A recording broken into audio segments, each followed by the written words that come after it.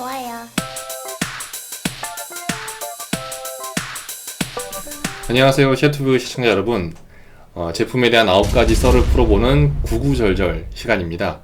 오늘의 주인공은 모르는 사람이 없는 바로 그 소니의 WF-1000X-M3 노이즈 캔슬링 이어폰입니다. 제가 이 제품을 진짜 오래 기다려왔거든요. 그래서 출시한 첫날에 바로 지르려고 했는데 제가 그날 하필 출장을 갔어요. 그래서 그 다음날 샀어요. 그래서 검정색 모델은 제 겁니다. 이거는 매장 전시품이에요. 제가 검정색을 이제 선택한 이유는 남자는 블랙이기 때문입니다.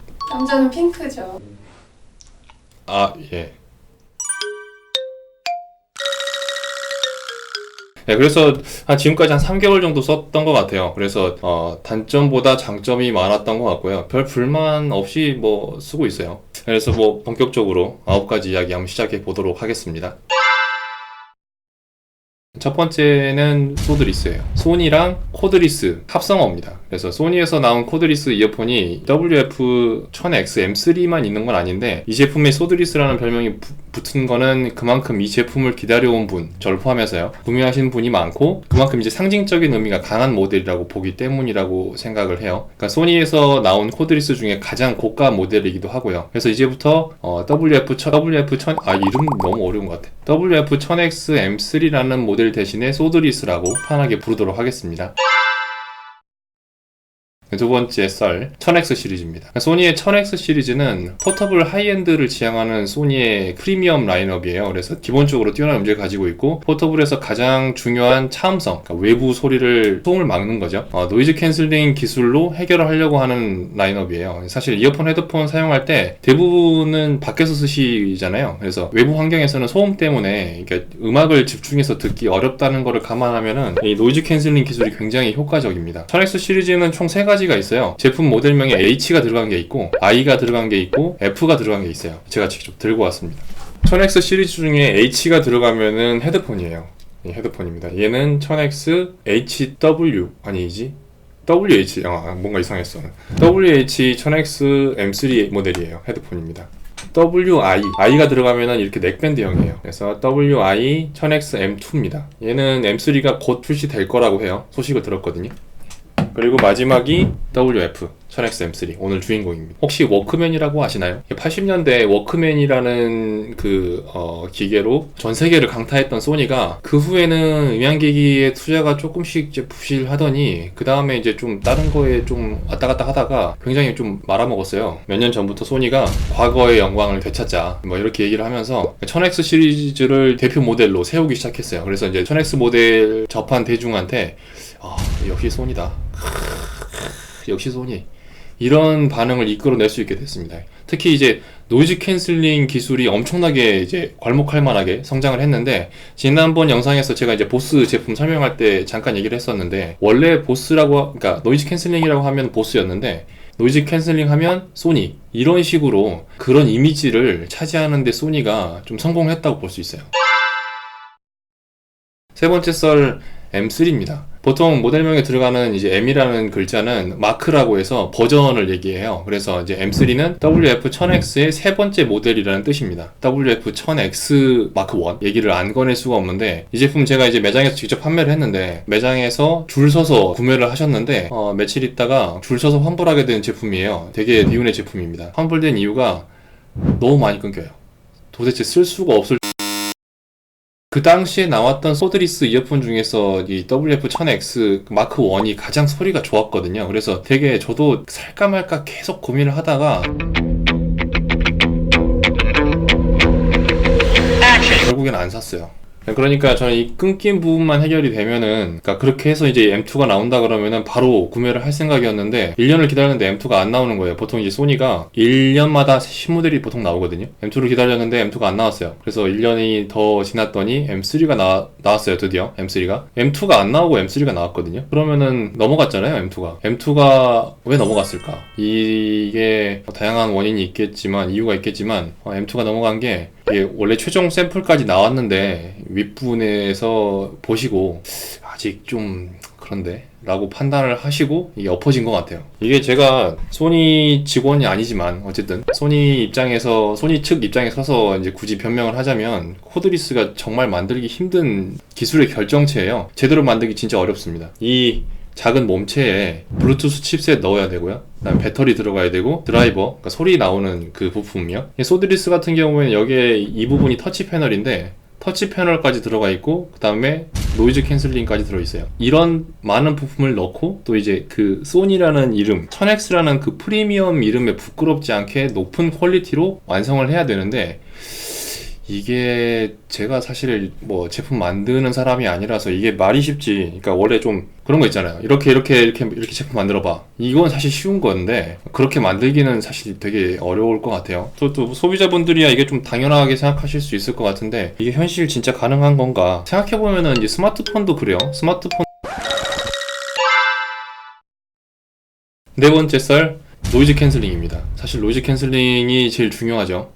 아이유가 아까 WH-1000X M3 헤드폰 CF가 있어요, 광고가. 거기 보면은 이제 뒤에서 이제 이렇게 공사하고 있고, 뒤에서 이제 아이유가 그 헤드폰 끼고 노이즈 캔슬링, 소음을 이제 제어한다라는 그런 이제 카피 문구가 나오면서 이제 음악을 듣는 장면이 나오거든요. 소드리스는 헤드폰처럼은 안 됩니다. 그러니까 사실 그렇게 되는 거는 헤드폰이니까 되는 거고, 소드리스는 그 정도 성능까지는 안 나와요. 그래서 그러니까 노이즈 캔슬링 헤드폰을 100이라고 봤을 때 소드리스는 한 60에서 70 정도의 성능이라고 보시면 될 것 같아요. 어차피 노이즈 캔슬링 자체가 반복적으로 재생되는 중저음 음역대만 커버할 수 있어요. 그래서 완벽한 차음을 사실 원하시면은 귓본을 여기 이제 떠서 직접 이제 자기한테 맞는 그 커스텀 이어폰이라고 하는데 그거를 하는 게 더 낫습니다. 코드리스 제품 자체에 노이즈 캔슬링이 들어있는 제품이 굉장히 희귀하고요. 소드리스만큼의 그런 노이즈 캔슬링 수준이 있는 것도 없어요.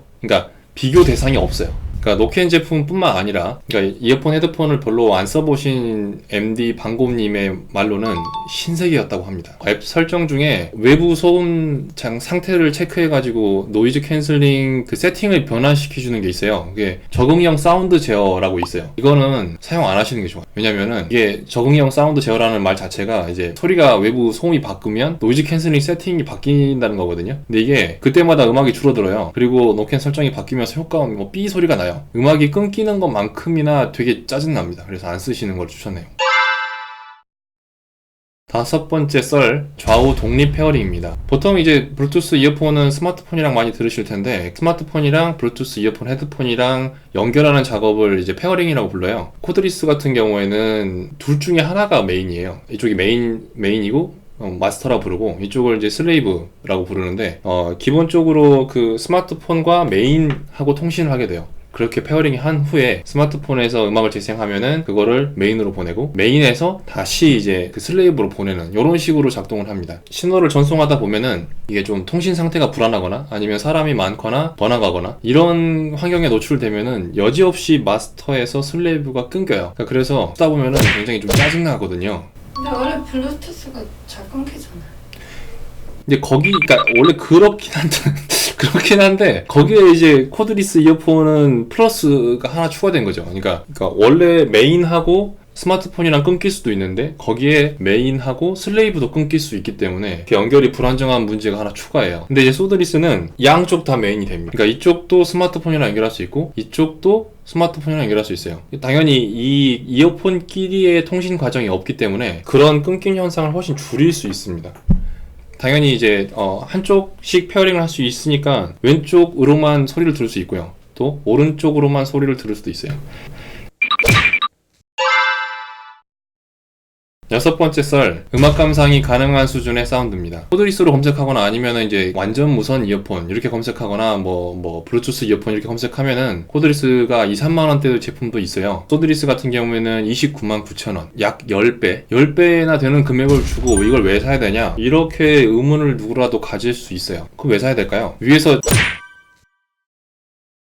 언급한 내용인데 그 용도가 다르기 때문입니다. 무선 이어폰을 어떤 목적으로 쓰느냐에 달린 문제. 단순히 음질 상관없고 당연히 유선보다 무선이 편하니까 라든지 아니면은 업무 통화용으로 쓴다. 주로 이제 통화할 때 이 코드리스를 쓴다라고 하면은 굳이 고가의 코드리스를 쓰실 필요는 없어요. 코드리스가 애초부터 음질이 떨어질 수밖에 없는 구조예요. 이게 아까 얘기한 대로 이제 이 안에 수많은 부품이 이제 들어가 있고, 기본적으로 이제 신호 전송 방식이 블루투스인데, 블루투스가 원래 신호를 손실 있게 전송하는 방식이에요. 이제 저가형 코드리스들이 이제 우선적으로 좀 뭐 희생을 해야 된다. 그러면은 가장 첫 번째로 희생해야 되는 게 음질이에요. 어쨌든 소드리스는 음질이 좋고요. 소드리스는 제가 들었을 때 그 모든 코드리스 중에서 세 손가락 안에 드는 음질을 가지고 있어요.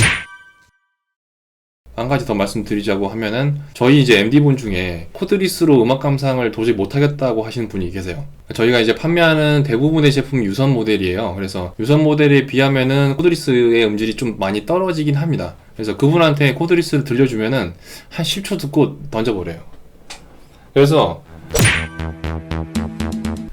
근데 그분이 집어 던지지 않은 두 개의 코드리스 이어폰이 있어요. 그 중에 하나가 소드리스입니다. 그럼 다른 하나는 뭐예요? 힌트를 드리자면은 S로 시작하는 브랜드 제품이에요. 네, 일곱 번째 소니 커넥트 앱입니다.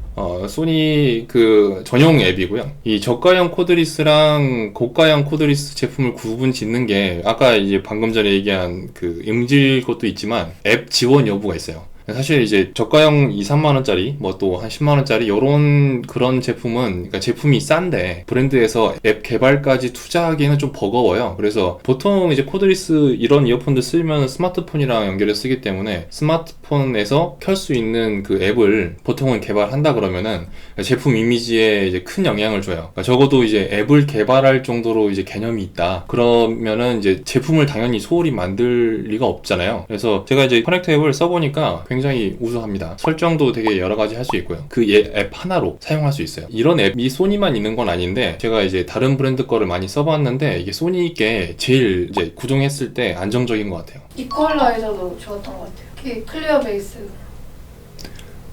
그렇다고 합니다.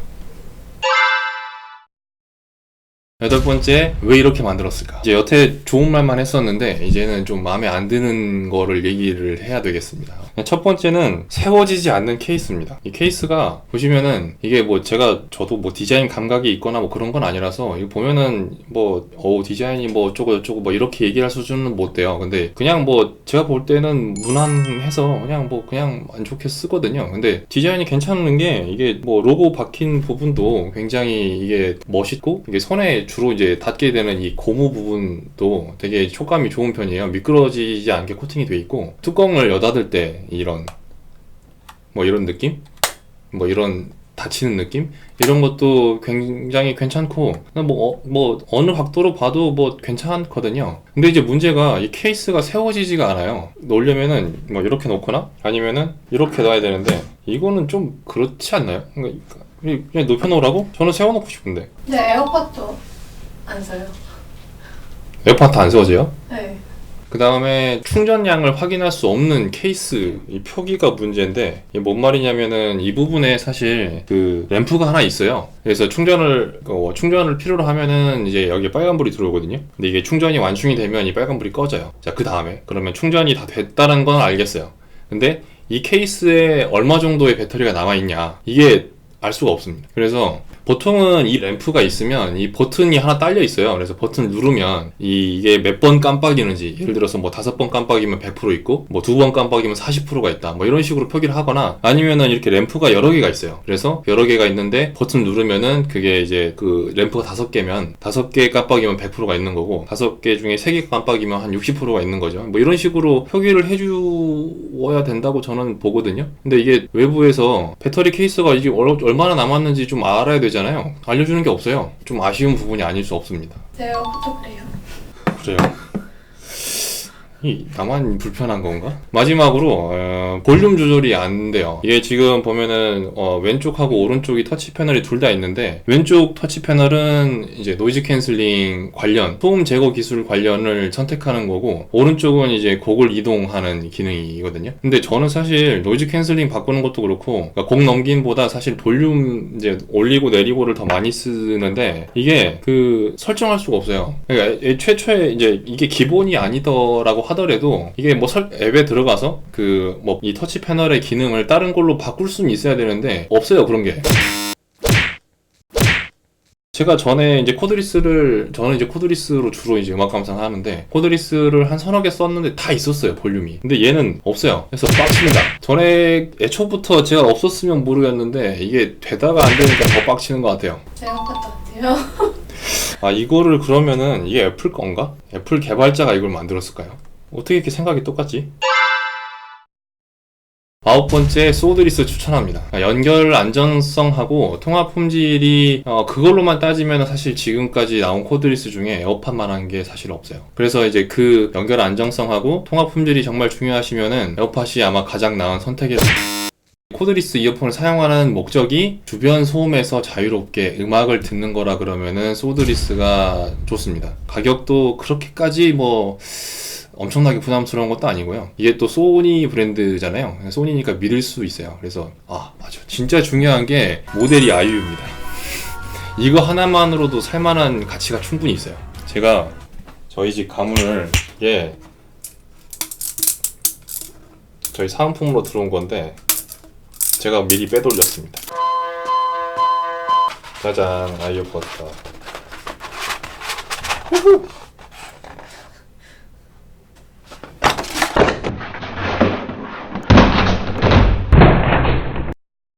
오늘 준비한 영상은 여기까지입니다. 다음에 또 뵙겠습니다. 안녕.